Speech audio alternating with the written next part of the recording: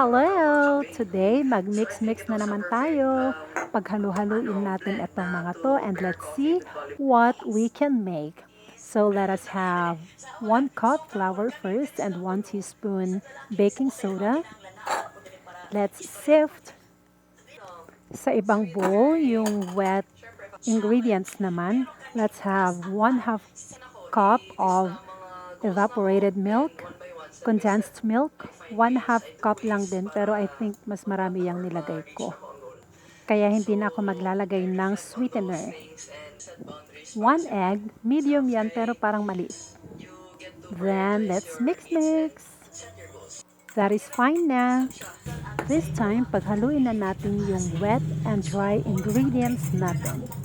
Let's mix again. And it's fine na. So, ready na yung mixture natin na ilagay sa molder. But before that, maglagay muna tayo ng butter sa molder. Around 2/3 lang yung nilalagay kong mixture para may space pa pag umalsa na yung gagawin nating puto. This is actually puto. Ayan, nailagay na lahat. May sobrang isang molder na nalagyan ng butter. At this juncture,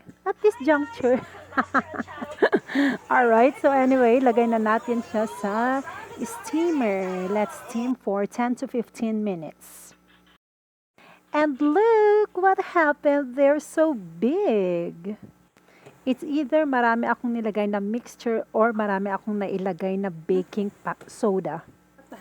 But it's okay. Yun nga lang, yung nasa ilalim, na flat na siya kasi walang space para sa pag-alsa nila. But look, it's so fluffy. O diba, they're so beautiful. Yung nasa ilalim na flat. Pero they're fine. Look how fluffy it is.